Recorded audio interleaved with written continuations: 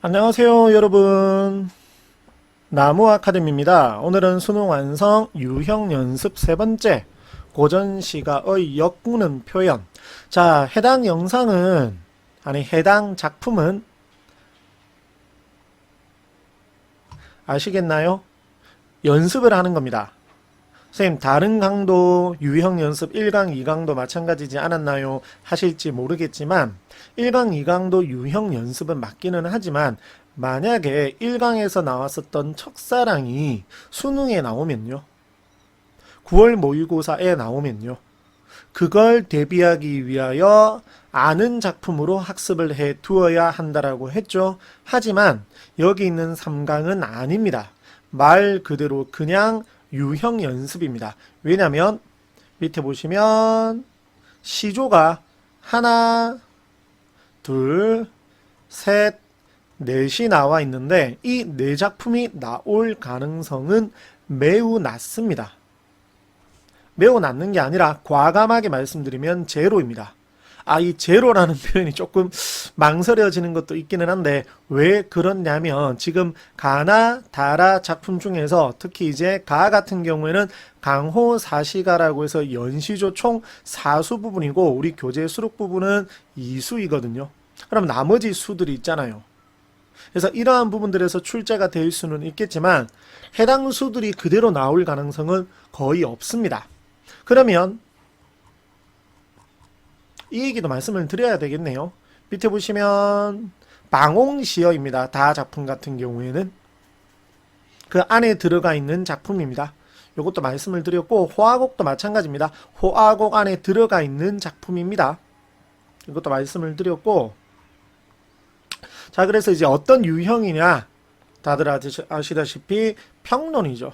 평론 이렇게 평론이 나와 있고 그 평론 안에 작품이 활용되고 있는 것입니다. 이러한 형태입니다. 그래서 읽어내려가는 방식을 중심으로 물론 가나다라는 작품 분석도 간단히 해드리도록 하겠습니다. 자, 역군은 이란이라고 되어 있는데 원래라면 이것을 먼저 읽는 것이 아니라 보기를 먼저 봤었어야 됩니다.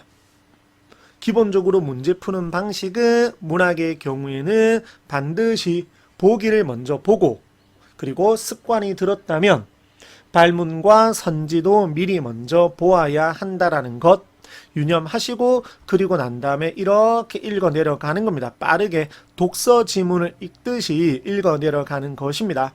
자 그리고 밑에 보시면 이제 나와 있죠. 강호 이 정도는 필수 어휘죠. 강과 호수를 뜻하는 것으로서 여기서는 부분으로 전체를 나타낸 대유법 자연을 의미합니다. 여름이 드니 아까 사수라고 했었죠. 총 이 작품이 그래서 봄 하나, 여름 하나, 가을 하나, 겨울 하나 이렇게 되는 것입니다. 그래서 강호에 여름이 드니 여름이 되니까 초당에 무엇이 없다? 일이 없다는 겁니다. 그럼 여기서 초당은 누가 머무는 곳?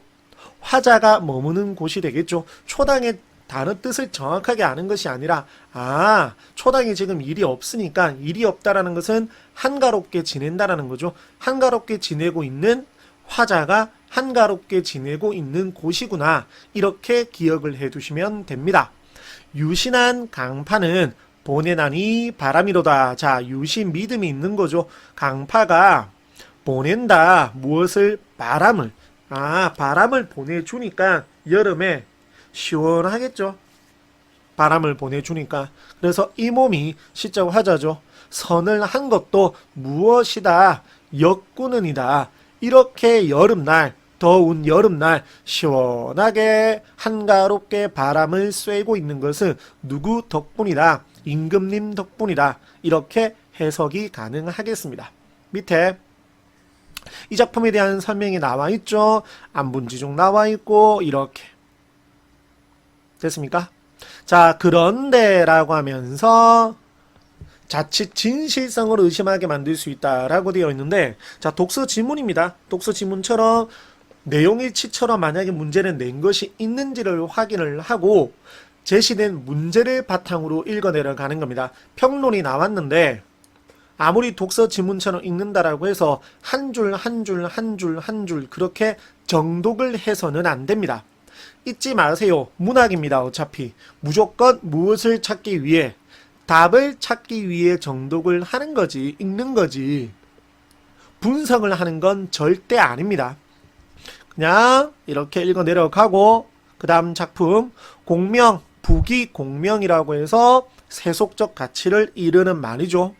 공명이 그지 있을까? 끝이 있을까? 서리법, 수요도 천정이라, 즉 인간의 우리 수명을 태어날 때부터 하늘에서 정해 놓은 것이다. 이렇게 볼 수가 있고, 금서띠 굽은 허리에, 자 여기서 말하는 금서띠라고 하는 것은 벼슬을 해서 차리는 차림새거든요.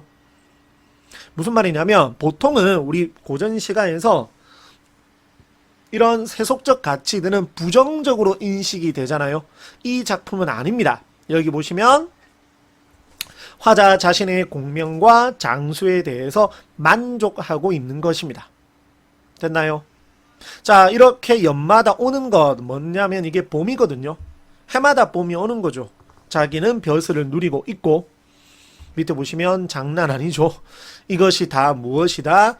임금의 은혜이다. 됐나? 자, 밑에 보시면 한편 이제 바뀝니다. 내용이 전환이 되는데 임진왜란 이후에는 이렇게 비판적 인식이 나타나게 됩니다. 자, 그 다음 작품 볼게요. 공명이 또 나왔죠? 세속적 가치, 기 무엇고 헌시짝 벗은이로다. 부기공명이라고 하는 것이 헌신짝과 같다. 가치 없는 것이다. 참 허무하네. 내가 무엇하러 그렇게 얽매이고 살았었느냐라고 말을 하는 것입니다. 그래서 전원에 시골에 돌아오니까 미로 고라니와 사슴이고 벗이로다.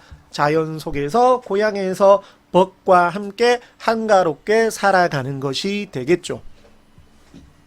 됐나요? 이렇게 봐두시면 되고, 100년을 이리 지냄도 100년 동안 이렇게 지내는 것도 다 누구의 은혜다? 임금의 은혜다. 그러나 여기서부터는 이 작가 신음의 생애와 관련한다고 본다면 이렇게 해석이 될 수 있다는 거죠. 내용일치 형태로 출제가 되었는지를 확인하고 정독을 하셨어야 되고, 자 마지막 라 작품입니다.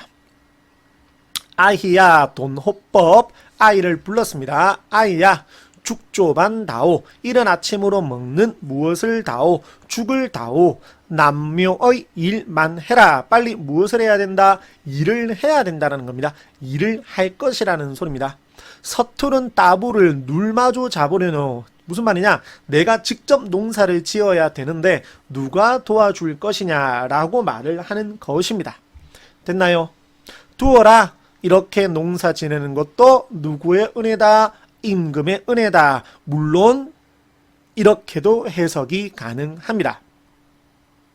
영상을 수능 대비로 보고 있으시는 학생들은 문제 풀어 보았다면 이것 정독하실 필요 없습니다. 만약에 영상을 먼저 보셨다면 안 됩니다. 문제 한번 수능 완성 교재 사셔가지고 반드시 풀고 난 다음에 영상을 보시고 제 설명 들으시고 문학인이 연계작품 대비로서 보시고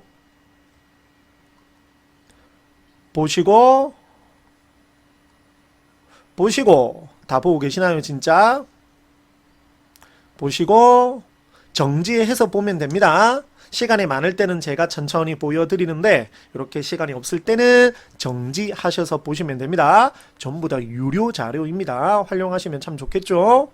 보시고 또 보시고,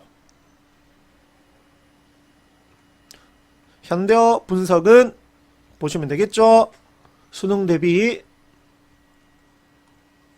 자, 그 다음 이제 밑에 저희는 이제 유료로 이렇게 문제도 판매를 하고 있는데 문제까지는 다 보여드릴 수는 없고, 물론 이러한 문제를 확인해 보고 싶으시다면 저희 나무 아카데미 사이트를 방문해 주시면 되겠습니다. 감사합니다.